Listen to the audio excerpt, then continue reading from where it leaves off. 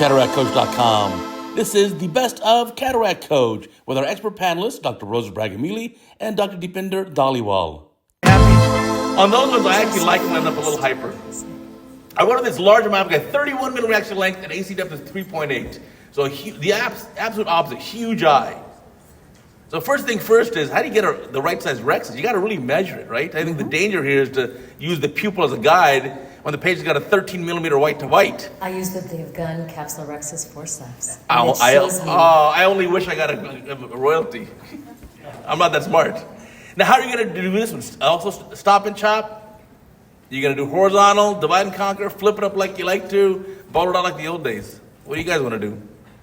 Again, I would just do my most efficient case, which is actually more of a stop and chop. So that's what I typically do. So I just do my best case. So Rosa? you've got so much room. Yeah, I would flip this. Yeah. If I could. If it comes easily, I would flip it I'm up. not a flipper. I like to flip them. So I would flip it, and if it doesn't, then I would do a chop. Yeah, AC depth is 3.8 pre-op, so it's a nice big deep AC. Again, big eye, 31 millimeter. And then, we've measured the rexus out exactly, and it's not a real dense nucleus, so I think getting it out of the bag is going to be a pretty easy task. So that's really my favorite. But I think your advice, DP, is fantastic, which is you do you. Yeah. You do you. Whatever's best in your hands, that's what you should do. But I mean, obviously the challenge here is going to be these guys that reverse pupillary block. Yeah, and in challenging eyes, you don't want to linger, right? You just want to get in and get out. Get it done for sure. So I'm just going to, again, nice Beverly Hills cataract.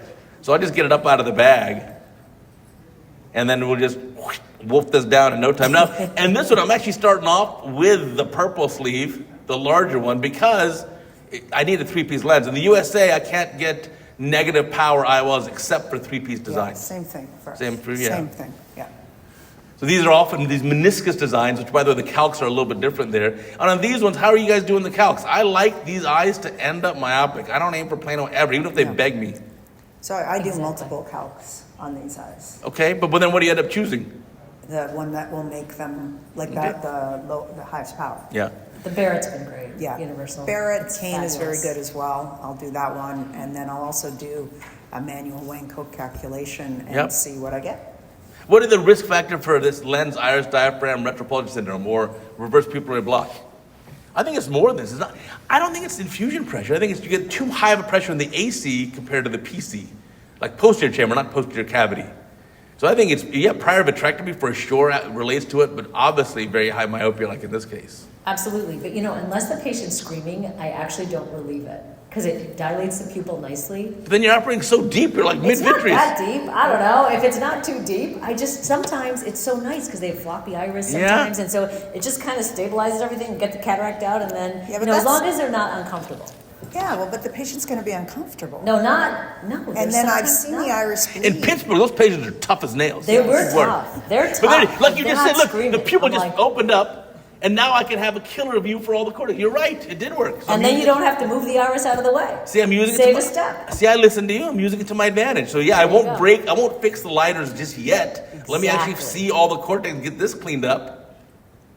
And then now at the end, obviously, then we can fix it. Yep. But I like your idea of using it to your advantage. Yep. And again, panelists have not seen any of these cases, by the way. I think what you have to remember, though, is when you do a lot of that, letting it go deep so much, is you have to then really look at the retina afterwards because you're really fluctuating that anterior hyaloid face and keeping it. But you know what? In these cases, we never let the AC shallow.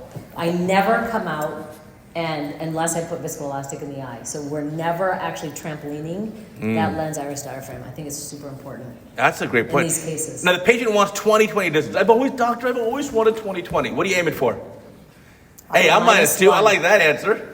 What is it? But patients know I want plano. I know I've tried in contacts. I'm okay wearing glasses. So what are you going to aim for? -1. I would aim for -1. Even they want plano. They want distance. -0.5. Yeah, I don't care. -0.5. That's why I love you. You're the best. When you get an error in these cases, it's a hyperopic miss. Yeah. Yes. Right? So just target a little bit of myopia, and it's going to come out in the wash. They're going to be fine. So, and my other pearl is I put in a CTR. I'm not in a private center. Exactly. I'm in an academic center, so I really also don't care how much it costs. And so I put in a CTR, and it stabilizes the lens iris diaphragm because a lot of times, we don't have good scleral Absolutely. rigidity. I like that idea. That's Yeah. brilliant. Yeah. Yeah. So here we go. Getting the lens in, and we put in 3-piece, right? Let's see. Yeah, 7L rule. Leading haptic better look like a number 7. Trailing haptic like letter L. 7L is what I always call it. So anti-S. If it looks like S, that's stupid, and I'm tired of being stupid. So there's the lens. Good overlap with the Rexus. There's our power. So 2.5. So I guess I could have put in a single piece. There's a few single pieces that are available in low drafting powers. Okay. So going behind it, you can see it has that thick meniscus design. Definitely want to go behind it, clean all that up. And now I don't want any reverse pupillary block. I don't want any lighters at this point. But here, let me see if I make a mistake of coming out. Yep. Shouldn't have done that. So Come on, I DP. have a little pearl. When you take the IA out, sit in the incision Yep. and let the IA irrigation holes